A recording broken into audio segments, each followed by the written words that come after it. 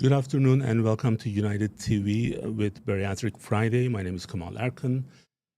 Well, today I'm actually kind of excited and a little bit maybe nervous perhaps because we have a studio guest. We are going to have a discussion with Karen Riley. She's one of our patients in our bariatric program. We are going into her journey and understand her motivations, fears, and what she had to go through during the surgery, prior to surgery and post-surgery. And this is almost 5 years after the surgery, and she's here today. And we want to also know about overall emotional ups and downs throughout this journey, and then what kept her all together, and then be successful. I guess that's what we would like to hear. And Karen, welcome to the studio. How are you doing? I'm good. Thank you. Well, Thank you for having me. Absolutely. So I just want to give a little feedback, the background on the on our sessions. So we had one with you, I believe, 6-7 months ago, and that wasn't live, and we had some technical issues, and we asked you if you would be willing to come to the studio, and here you are today, and it's an honor to have a patient who is brave enough to share their journey with us, and also inspire others to see and seek for solutions for what they go through. So what I would like to know first is what motivated you to do the bariatric surgery, that kind of going through that process. I mean, many people understanding and accepting what they have at that point, it's not happening. And then you actually decided to do this. How was that process? If you can give us some details on that. It was a long process because I went to Dr. Peters several times prior to actually being able to get the surgery because I didn't have too many medical problems at that point. So I think it was the second or third time I contacted Dr. Peters during COVID, and I had gained an extreme amount of weight at that point. Menopause didn't do me well. And my main motivation for doing it was my family. I had a daughter when I was 39, so I wanted to stay alive. And I actually had my son when I was 30, so I was actually an older mom. So, and they were very active, and I just had to show up for them. We were very busy with sports and everything, and the motivation was my children, my family, being able to stay alive for them. And the way I was feeling prior to the surgery, I knew I was on a downhill slope. So Not did you feeling. try other diets before the surgery? Yes. Several years ago, I was on a really good run. I was down to probably about 209 pounds. I was doing jazzercise every day. I was working out, eating right. And then I hurt my meniscus in both of my knees. So then what happens then? All of a sudden, I can't work out. I see. So we go down, again, a slippery slope with that. So I tried keto, which, everybody's successful for the first, couple months with keto. It just never, it's not sustainable to eat meat constantly. And then once you come out of ketosis, then, you're then eating again. So I was up and down for many years prior to this. So, like on day-to-day activities, did you have difficulties before the surgery? Were you having? You did mention like with the kids, with their keeping up with their activities, and many people they do watch us from different countries as well. So, I just want to tell them that in the United States, we do have a pretty busy schedule with sports, Yes. kids in school. The moms have to do, usually moms, I'm not trying to be sexist, so usually moms, they have to be extremely busy with taking the kids from one place to the other event, and that requires a lot of energy, right? Correct. So you were having issues with day-to-day Well, mobility? yep, I certainly was tired. I work full time. I've always worked full time. And then my life didn't stop when I came home. And because I had knee problems at this time, now, what did I want to do? I wanted to sit. I didn't want to do anything. I had achiness and pains in my knees, my joints, and just I just felt bloated all the time. It was just a horrible feeling. I was tired. I was tired. Um, it just an overall feeling of just wanting to go to bed, but I Right. couldn't, Right. and I knew that I couldn't, and I never really did because I had to keep going for my kids. Well, maybe it was a good thing that you had the kids late. Right. Absolutely. I always tell them that they've saved me. Right. Because otherwise you probably didn't have any, okay. So sometimes people do get upset with me when I make these comparisons. I don't have kids, but I have a Uh-huh. puppy. So my puppy is whatever your kids to you, it's like the same thing to I me. get it. So, and then they know, like my people here, my friends, they know how much like there's a connection there. And when I lost my 14-year-old golden doodle buddy um, 3 years ago, prior to that he was sick. So we were not able to walk. So Yeah. there was nothing to motivate me to go out and do stuff. Right. So, and I gained weight during that time. And then, of course, COVID didn't help. Yeah. As you know, like everyone was kind of doing less and less.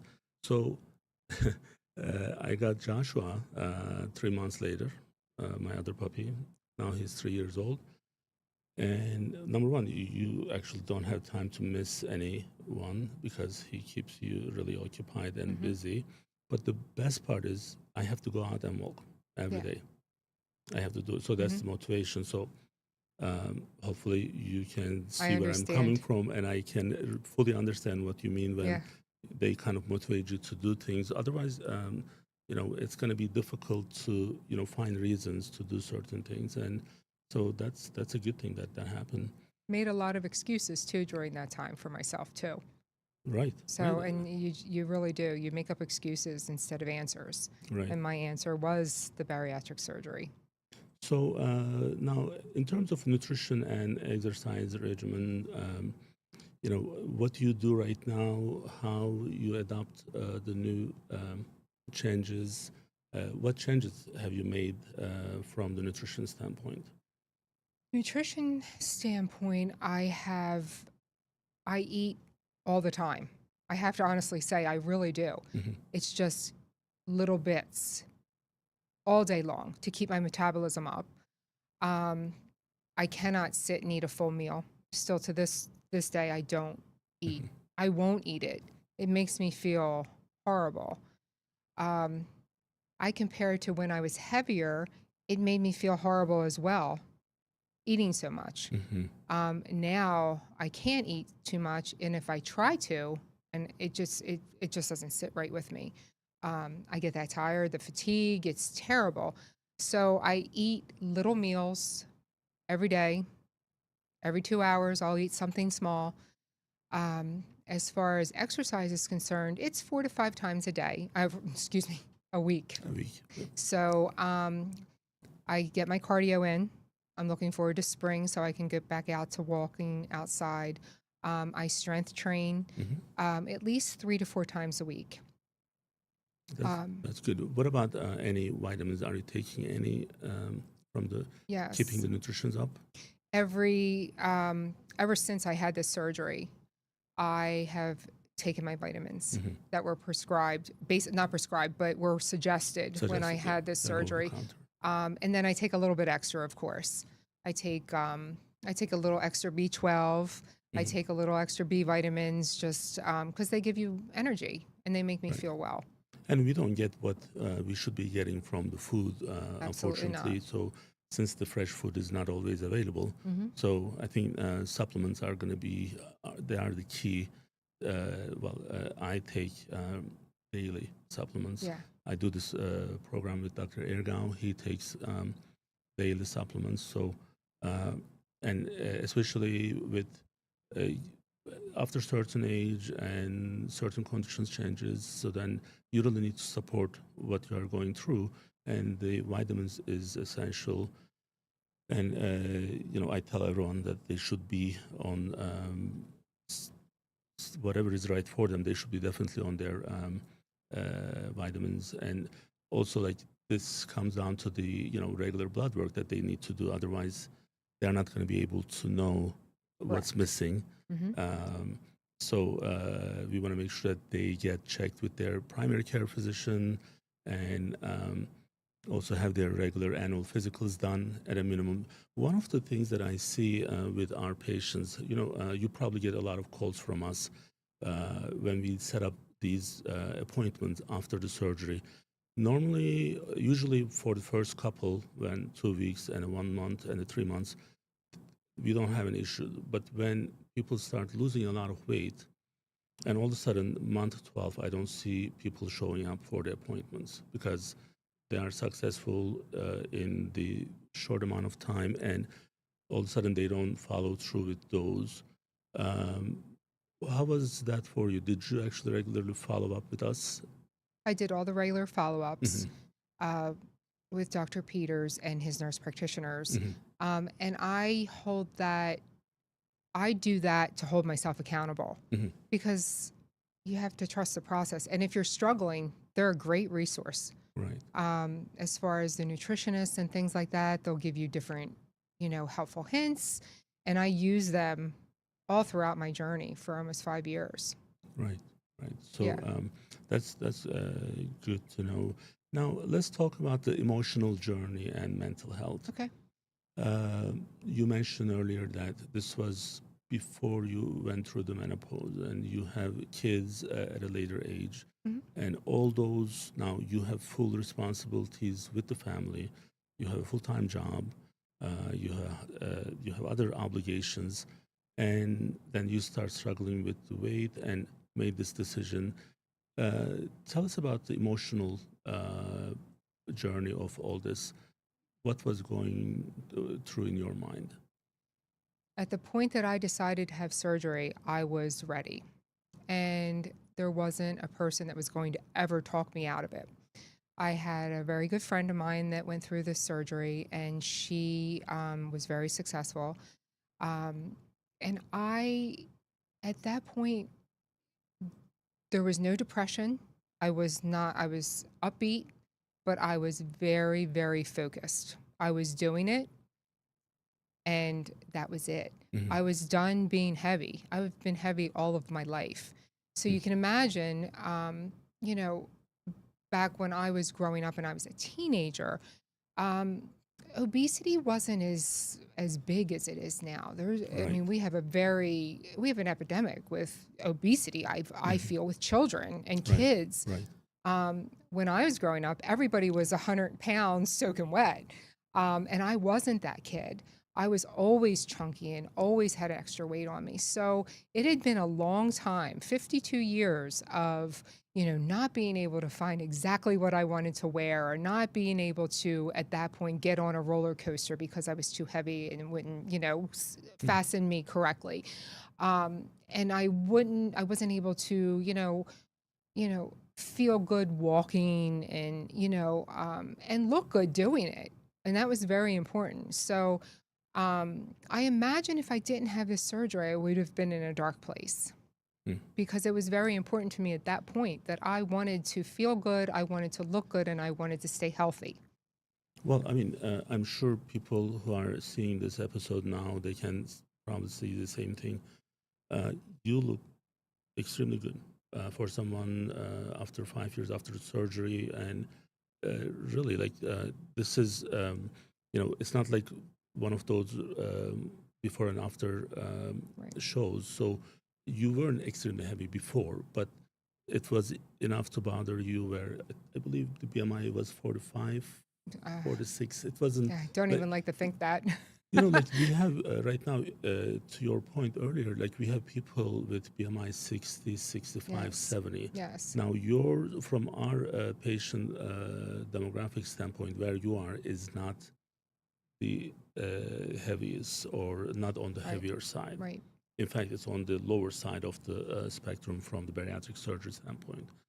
And you, when you are saying what you are going through with these, and then imagine like those individuals who are BMI 67. My So we heart are trying breaks to for bring them. them, now with this emotional and mental journey side. social stigma is one of the big issues, and Dr. Ergan and I, we try to cover those issues here as much as possible and try to give enough support for those who are looking for solutions. Have you had any experience from your friends or other family? I know your family, immediate family, they supported you, Correct. but from other family members and from the friends, did you have any pushback? I think the pushback was when people saw me, they were like, wow, you lost a lot of weight. Are you okay? And my Mm. answer to them was, yes, I'm fine. This is intentional. I'm feeling Right. great. Thank you. The stigma, as far as people thinking that I took the easy way out, and that's the stigma that I don't like about this Hmm. process. I could tell you that right now, I could probably gain weight if I didn't work the program. Right. Right. And the stigma was I took the easy way out. And it's not the easy way out. It's not. This is a tool that enabled me to see the possibility of how well I could feel. And um, and I do. Hmm. And I feel amazing. So what I tell people that have this stigma is it's not an easy way out. And I worked for every pound that I took off of my body. Absolutely. And it's a big decision, It's a right? huge decision. My Uh, daughter thought I was going to come home skinny, which was the right after funniest the thing. surgery. Yeah, my daughter was like, I thought you were just going to come home skinny. I said, no, it's just beginning, baby girl. And So, I didn't ask you in the beginning, but for those who are watching, you had gastric sleeve, correct. right? So now, how did you make that decision, or did Dr. Peters make that decision for you? Like because you could He, have gastric bypass. he gave me the option. Okay. He gave me the option, explained each procedure. He felt as though originally, back a long time ago when I saw Dr. Peters for the first time, Hmm. I when I saw him the first time, I was going to ask for the band. Hmm. And the band was huge, huge back. That was one of the first procedures. I Right. didn't qualify. And then finally, when I finally qualified, he gave me the option, and he also gave me a suggestion. He did say that he thought that the sleeve would work very well for me as long as I worked the program. Hmm. That's what he said to me. He told me that I would lose 80% of my weight and the other 20% I would work for. And he was absolutely accurate. Right. So the excess weight. Correct. Yep. And you did. You did.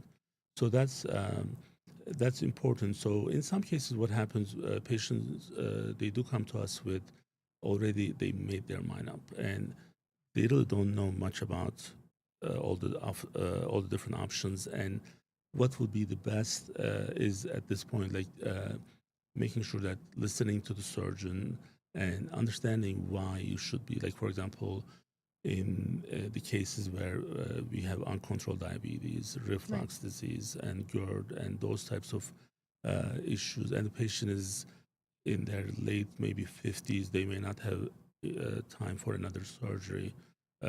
So we may go with the bypass in those cases. Right. But if those comorbidities are not the case, then the gastric sleeve works the best. And now, how was the first week coming home, or first Uh, 2 weeks, perhaps? well, like I said, I did this during COVID. So I literally was dropped off at Dr. Peters Surgery Center, Hmm. and I was there by myself for however long. I want to say I got there at 5 and I may have left around 6 p.m. Hmm. Um, So and same day, same day right? surgery, went home. I actually felt amazing the first day. The second day, I had a little soreness, um, but the first week was definitely an adjustment because I felt the restriction of not being able to eat what I was Right, used to. So right. now I'm thinking to myself, well, now what do I do? I needed to get my nutrition in. So I sipped on protein shakes, I sipped on my water, and did everything that they asked me to do. Um, and within the first week or so, I was fine. I I was fine. Um, I felt amazing. Hmm. I felt better even the first week because I wasn't eating the foods that were ultimately killing me at that time. Right, right. I wasn't bloated. I felt great. So, I mean, with the gastric sleeve, the portion that we remove from the stomach is also the portion that's responsible for uh, Hunger. the communication with the brain and telling the brain, "Hey, I'm hungry." Yeah. And then many people really don't understand that part. And as we go through those with Dr. Ergau in this show, uh, you know, I have to actually ask him again and again to make sure that people hear it repeatedly. So the part is not just making the stomach smaller, but the what's on the part that we removed, how that communicates, and main responsibility of telling the brain that, hey, I'm hungry, you send me more food. Hmm. That part is gone. So you probably also didn't feel hungry the way that you did before. Yeah, that's a little different. That's a little tricky. Okay. So, and I'll say this because eating the way I was eating was a learned behavior. Right. So um, I had to learn to eat differently. It was a learned behavior how much to eat, and I wasn't hungry when I was eating. Mm-hmm. So my body had to learn when it was hungry. Mm-hmm. My body had to learn when to eat. Mm-hmm. Um, it had to learn to be hungry. I found when I was heavier, That's the habit. it was Right. a habit. I was never hungry. I know that now. Like now when I'm hungry, I can say, let's go. I'm hungry. Right. So that was a tricky thing. And I think there's a lot of people that don't give themselves that chance after the surgery too, to learn their body all over again and realize that they have to learn when they're hungry. Interesting. It's a simple thing for most people, but Mm-hmm. not for people that are used to abusing their body with food. That is true. One of the issues that I see when you say abuse the body with food is, I think what food represents in our cultures. I was born and raised in Turkey. The food situation is a little bit worse than here in terms of pleasing people with Yes. food. So if we were in Turkey right now, so you would have so many, uh, food on this table. Hmm. So like there are regular meetings that we have, and I go there. Uh, there's always something to eat. It's social. So it's a It's a social part, social and thing. but they're trying to please the other party, saying that, hey, I value you. Here's the food. Yeah. So, and we have something similar here, more controlled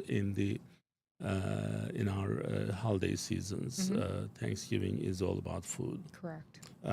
Christmas is not as much as Thanksgiving, but it's still a lot of parties and a lot of people getting together. And Mhm. when people get together, there are a lot of, again, food centered gatherings. How did you go through that process? I ate when I was hungry. If I felt like having it, I tried it, saw how it sat well with my new stomach. Um, for about a year, I did not touch alcohol at all. Hmm. I wasn't even interested, and I'm not a big drinker anyway. Okay. That part of the social and the holidays was not a big deal for me. It was a thought in my head: how am I going to get through cooking Thanksgiving for my family, and what am I going to eat? Um, and I did just fine. I did just fine, and I actually came out of the holidays lighter than I went in. Interesting. So, and I limited myself to my plate, and my family will make fun of me still to this point. I will order a meal, and I'll sit back and I'll go, and then each and every one will say, "She's done." Because I can't do it. Right. But I put a tablespoon of everything that I loved on my plate at Thanksgiving, and I'm always the host. I would come back to that plate and just take a spoonful here and a spoonful there, Hmm. and that's the way I did it. I see. Yeah. So, when uh, many people, what they don't perhaps understand, is, I mean, you were at a point where you needed to have the surgery, and you did, and you are successful. But this struggling with the weight and weight gain is true for all of us. Correct. So, especially people who went through the COVID time, well, we all added at least 25, 30 pounds. Well, I at least did it, lost some of it later on, but that was a struggle. And as we are aging, our body is not the way that it was doing things before. Our metabolism is slower. So, you know, in some cases, when I hang out with my friends and then when they see how much I eat, they're like, "You don't eat." I'm like, "Yeah," but then I know that I still struggle to keep my weight at certain level. I do intermittent fasting Monday through Friday, like 17 hours, no food. So I have to watch the portions, make sure that I eat only half of it, whatever it comes, especially if we are eating out. From the beginning, I cut, like if I have any steak or anything, I cut it right in the middle. The other half goes to Joshua. The other, I eat the other half. So we put so much effort, even if we don't have the point of getting through the surgery. Not to get to that point, we have to put so much effort. Not to mention the physical activities. Like I have to keep myself at 10,000 steps on a daily basis, and if I'm down on one day, I have to make up next day. So it requires a lot of effort. So because it's so real from that point, I want people to understand that when someone is going through the surgery, the things are going to be more difficult for them. And I know holiday season usually is tough for many people in terms of, you know, surviving the weight gain Yeah. issues. So, but interesting part is like this relationship that we have with food is still not reconciled. Like we still have this, you know, I need to get more, or I need this, and we don't need it, No. right? So, Food is fuel, right, period. right, right. You So, shouldn't be eating more than you need. And exactly, it was a long time for me to remember that. It was a right. long time. I mean, you have to, and I tell my kids that now. Like, food is fuel. That's the only thing you need it for. Right. It's not to please people. Although when you talk Right. to my mom, she's gonna be like, "Oh my God, my son has to eat, eat." And I'm like, "How much can I eat?" Right. Well, my kids will tell me, it's interesting. My kids will tell me, and I'll bring home leftovers, or we'll be sitting at the table, and they have had a long conversation with Hmm. me and basically told me not to do this anymore. I would push my plate to them, Hmm. and they don't want to eat my plate. They don't want to gain the weight. They want to maintain. But for the longest time, you know, you cut something in half, and then I would push it to them, and they would eat. And then, you know, they wound up gaining a little bit, you know, a few pounds here and there. And they said, please don't do that anymore. So mine goes Right. right in the to go. I normally have a couple stacks like that to eat throughout the, you know, the weekend or whatever, because that's just the way it goes. Right. I can't eat a full meal. No, that's good to hear. Now, let's talk about the support that you get from CRIAS. Mhm. How was that before and after the surgery? Uh, did you work with one of our care managers, care coordinators who was calling for Yes. regular follow-ups? Was Yes. it helpful? Yes. I met with a nutritionist a couple times after my surgery when I stalled. Hmm. So stalls are inevitable when you have the surgery. Hmm. Um, and I suggest people measuring, like actually, like, you know, Right. measuring their waist and things like that. Because even if the scale's not showing it and you're working out, you're strength training, you're still probably losing inches. And at that point, I was actually stalled. And, you know, they were really good tool. I increased my water. They were very helpful with just giving me going back to basics like, hey, are you drinking your water? And when you think about it, I think I'm drinking my water, but I wasn't as diligent as I was Right. before. Right. So there was those going back to basic tools that Hmm. they said, are you doing this? Are you doing that? It made me accountable, and it made me want to take a good look at what I was doing to get off of that plateau that I was in, the stall that I was in. So they were very, very helpful. No, that's good. So, what would be like some important advice that you would give for those who are considering the bariatric surgery right now? So, and they are the reason I'm asking this. I still do daily case conferences with our team, the team with nurses who are care managers, our facility, our practice, CHRIAS, facility being the Surgery Center, American Surgery Center. And so we have our database and we go through each clearances, that each steps that they need to do. There's a checkbox next to all of them to make sure that all clearances are done. Right. So pretty much getting the patient ready for the surgery. But then I see like everything is completed and it's almost like 12 steps, like between the nutrition, the cardiology, EGD, in some cases pulmonary, PCP clearance, and then blood work, right? And then all of a sudden they finish everything and then they don't want to Drop off the continue. schedule. Right. So, and knowing that this is a tough decision, but for those individuals especially, what would be your advice? Trust the process, get the surgery, and work the program, because you will never once say that you regret it. They will not. That's what I would tell them. It's scary. Of course, it's major surgery, right? Right. Who, people, but people are afraid to change. Mm-hmm. People are afraid that their life is going to be drastically changed. Mm-hmm. And when I tell you, it'll be drastically changed for the better in so many ways. Right. And that's what I would tell people. But they have to trust the process. They have to do the research. They have to learn about these surgeries. They have to know what pre-op, post-op. I see oftentimes people on social media saying that they have to say goodbye to food. And I say, maybe some stuff, because it's not going to fit right in your stomach. It's going to make you feel sick.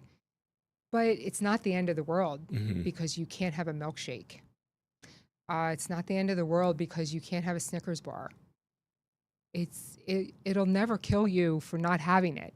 Right. So what's going to kill you is the obesity and everything that comes along with it, the diabetes, the high blood pressure, and depression. Depression. And it's a better way of life all the way around when you have the weight off of you. Right.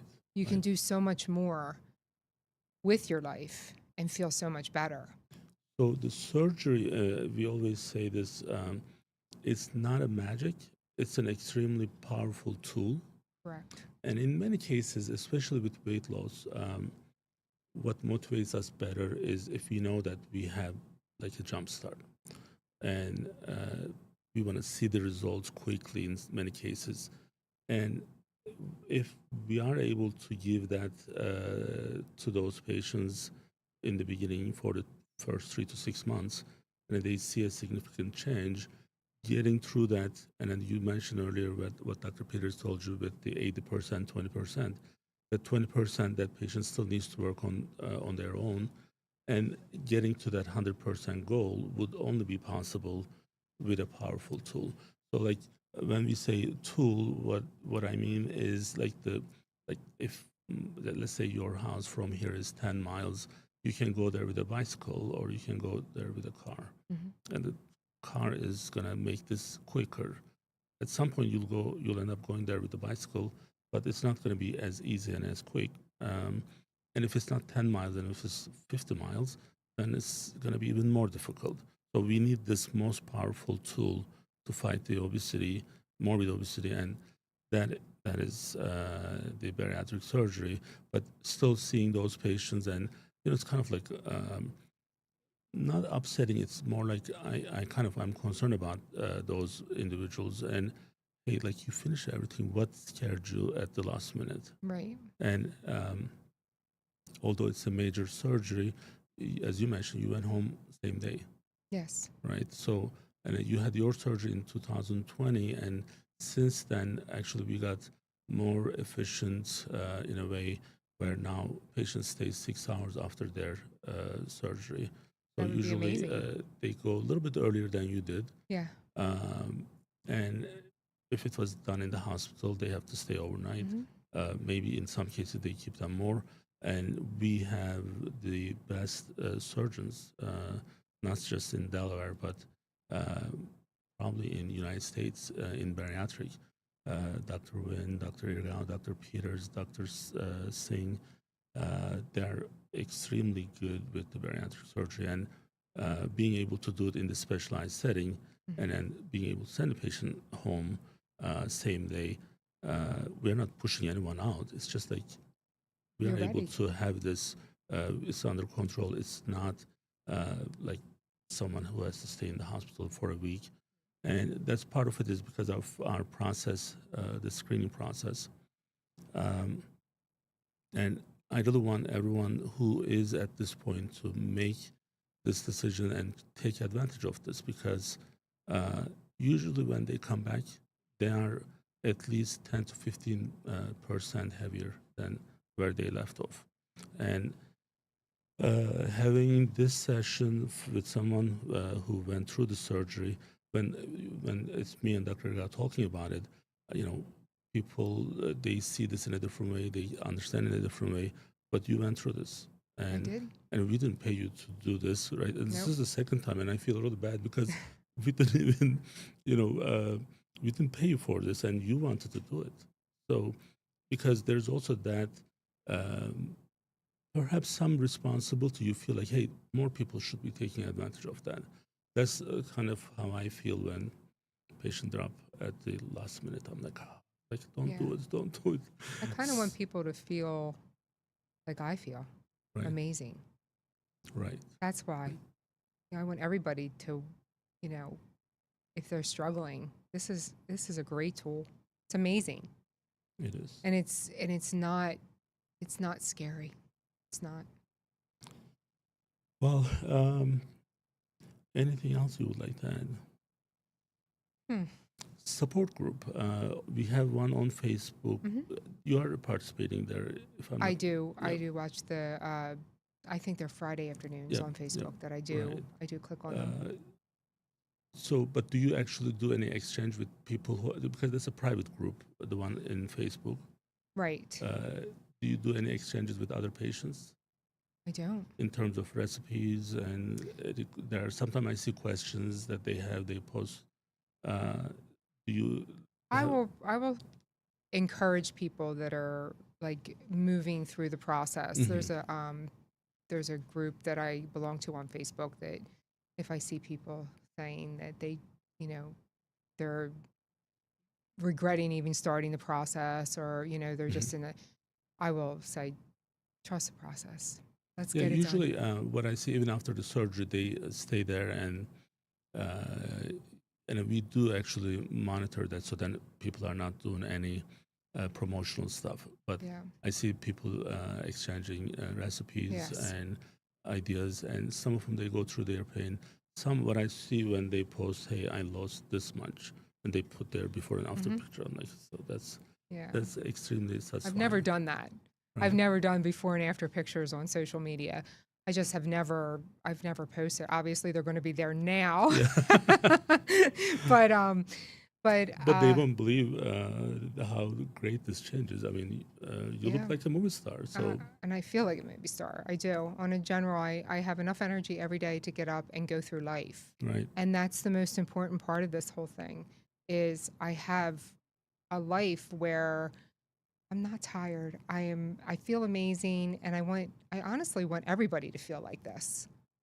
And if it's the only advice that I can give somebody that's thinking about backing out of the surgery, give yourself a chance. Do it for you because when you do it for you, it it'll be life changing.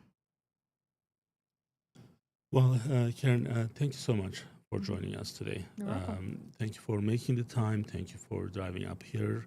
I know you have at least an hour drive one way, and we really do appreciate this. And My it pleasure. also makes our show more dynamic and more real when patients are participating. Now, the commitment from the surgeon also is extremely important, and I always do it with another surgeon, and that's usually Dr. Irgau. On the 21st, Dr. Win is going to join us, and every once in a while we change the surgeons, but we have our webinars on second and the fourth Tuesday of every month. There's a support group that Dr. Win manages first Tuesday of every month.